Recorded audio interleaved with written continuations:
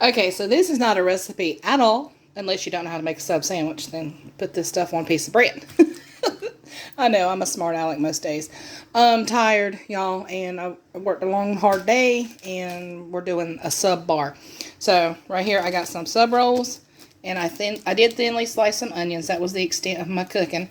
There's some jalapenos, black olives, there's some lettuce. We got some sandwich pickles over here. And I got some ranch dip.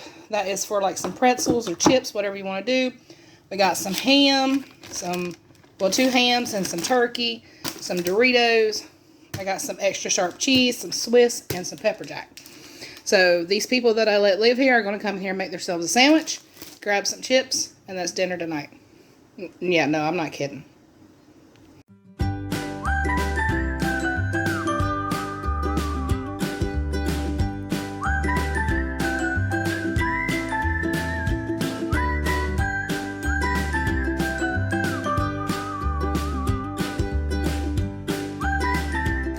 So with those steaks, what we've got going here is some mushrooms. I'm really the only one who likes the mushrooms. It is what it is. I've got a couple tablespoons of butter, 8 ounces of just button mushrooms. They're really big. And I just got my cast iron skillet here on about medium low. I'm going to add a little bit of salt. Just like that. It'll soak up that salt kind of like a potato, if you don't already know that. Some black pepper, and then another little pinch of salt here. I'm going to add some thyme. I don't have any fresh, so I'm going to use dried. I'm going to use about half a tablespoon, or sorry, teaspoon. Just right on there like that. Make sure you have a Christmas spatula. Make everything taste better. I'm just going to slowly cook these down. Alright, so I think I'll go ahead and make these bacon mac and cheese bites. Let me get where you can see them right here. From Aldi. So, that's a vegetable, right? Not really? Okay.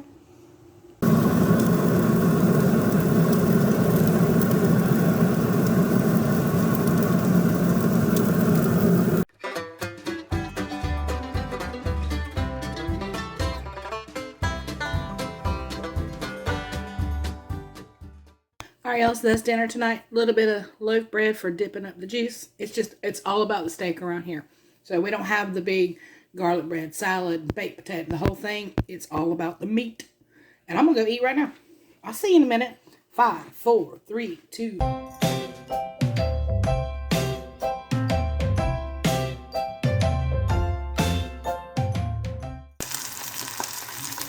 Alright, so we're going to start off this lasagna pretty easy. I got 2 pounds of Italian sausage, and we're just going to brown it up until it's completely done. Not adding anything to it. It's just simple flavors in this lasagna. Alright, so let's add about 12 ounces of cottage cheese. That's just half of a 24 ouncer. Right there, just like that. And then half of a 15 ounce of ricotta. Now this is the part where you usually see an egg go in. I'm not adding an egg this time, but I am going to add a couple tablespoons of ranch powder right into that cheese. Just like that. And then some dried parsley. I prefer dried parsley for this particular lasagna. About a tablespoon. And then I use a fork and I mush it up, mix it up, fold it up. Really, really good. Alright, so I got a 9 by 13 by 3 because this is the biggest one I have. I'm going to spray it down. Just any kind of spray is fine. Just one more to make me happy. Regular sauce, right out the jar. I'm not even going to heat it. Just traditional pasta sauce, a little bit right on the bottom. Always want to start with sauce. I'm not doing anything chunky or fancy or anything like that. Just straight up traditional pasta sauce. If you have some in the freezer that you made, go ahead and use that. Alright, so I start on one end here. Just right here. You'll have a little gap here. It'll be alright. And I use oven ready noodles. Always have. Probably always will. It'll be alright. And then I'm going to add some meat. Right here. Right on top. Alright, let's add some parm. And then I'll start over at the other side and add some more noodles. See, I'm just rotating sides. And now we're going to add some of that ricotta and cottage cheese and ranch. It's just delicious. About half of it.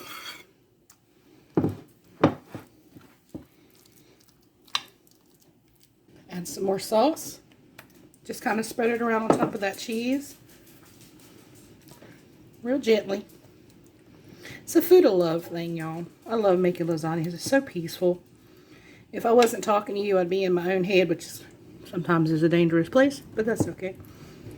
I'd just be making dinner, thinking about everything. So add some of that mozzarella.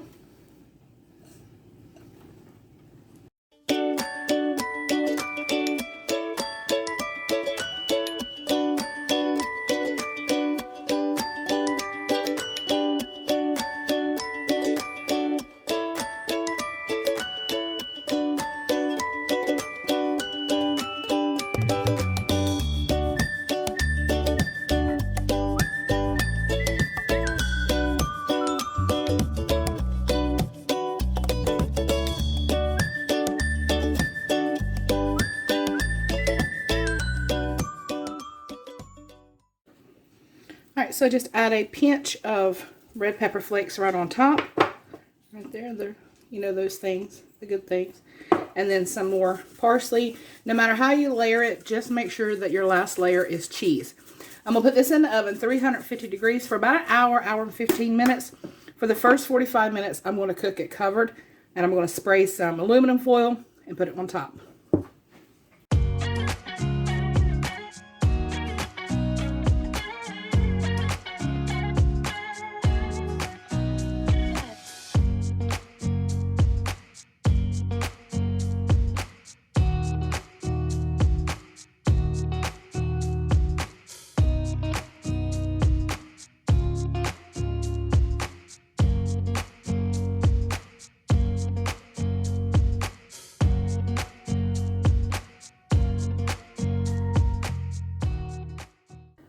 Alright, so I'm going to make some ranch chicken for over rice tonight, and typically I only use like 2 chicken breasts, but we had 3 in the pack, so I'm going to use a little more ingredients than I normally would.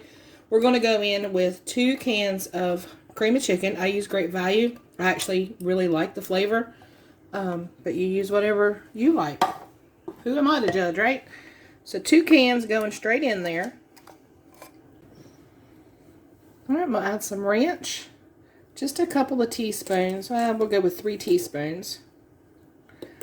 Right on top of that cream of chicken. And then I've got some chicken gravy.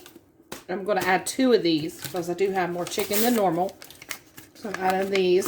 If you have a Food Lion near you, number one, their chicken packets and their beef packets, all of these packets that they sell like this, just a little tip for you, they're delicious. They really are. And I got, let me think here, I don't want to tell you a story. I got the beef a couple of weeks back. I think Tamara and Sammy could tell you for sure, but I think it was like 2 or 3 weeks ago. They were 29 cents a pack for the beef. And I think the chicken was like 39 cents.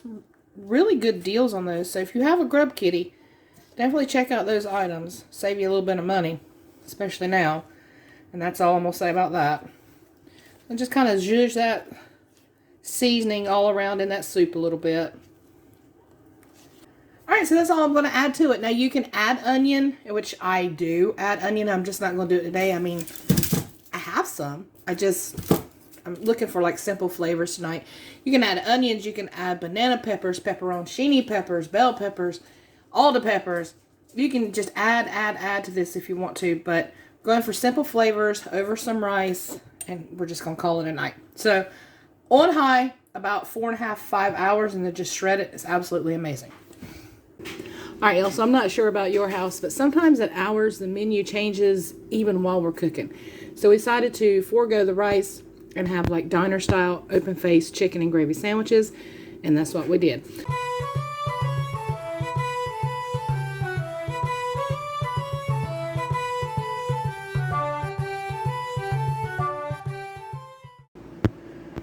Alright, y'all, so today is St. Patrick's Day, and I'm going to make bangers and mash. There's a lot of controversy over bangers and mash. A lot of people say it's British, a lot of people say it's Irish. It doesn't matter to me, it's good, and the Irish like it too. And I am of Irish descent, so on St. Patrick's Day every year, I make a little something, something. I was going to do some cold cannon, but I talked myself right into bangers and mash.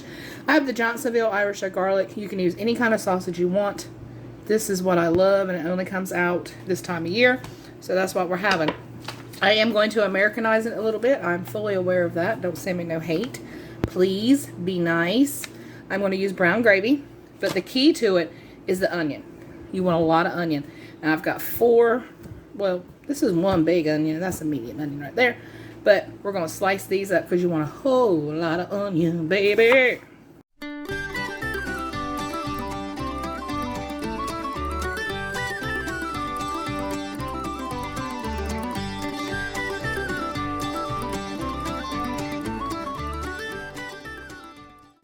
Alright, let's add some oil up in here. A couple tablespoons. You want quite a bit because you got quite a bit of onion there.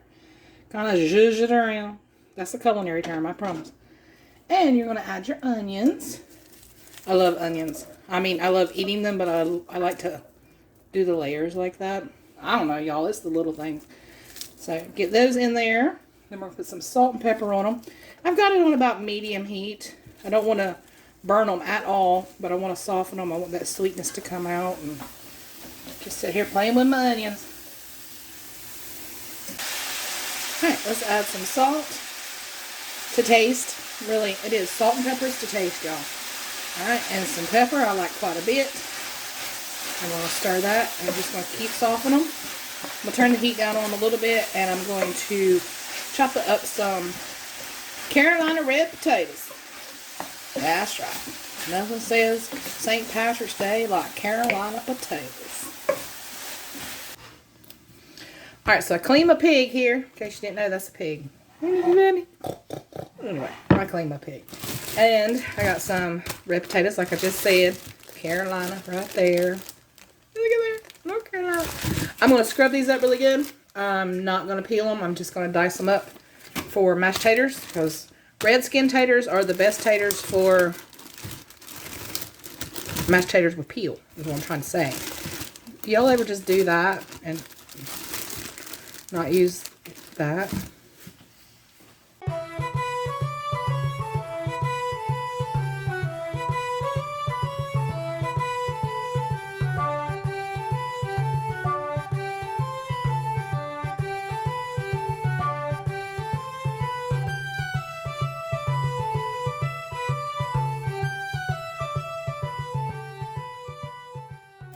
Alright, so I took the onions out. They're about halfway done to the tenderness that we like. And I'm going to add these sausages in here. And I'm going to brown them really good on all sides. And then I'm going to add the onions right back in. Alright, so per package directions, I added 2 cups of water. Because I'm using 2 packs of gravy mix. And we'll keep stirring that in. Getting those bits off the bottom. You want the bits off the bottom, y'all. Alright, so let's add those onions back in. Stir it around. Just give it a good old stir. Alright, y'all. So there we have the onions and the gravy. I'm going to add the sausage to it. And it's going to simmer in that gravy and with those onions until it's done all the way through. Let me get that spoon out of there. Might have some better luck. There, see, I got them a little bit brown. Oh, it's so good. Ah! Silvery little devil. There we go.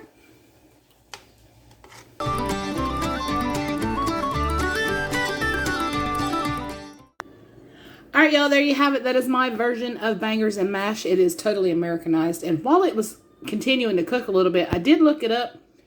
And it is really a British dish, so to speak. Don't come back at me yelling. I'm just telling you what I read. But its roots are in the heart of Ireland. So, that's the story, and I'm just going to stick to it. If you enjoyed this video today, y'all, give me a thumbs up. Subscribe if you're new. I will catch you on the next one. Take care, my friends, and may God always bless you.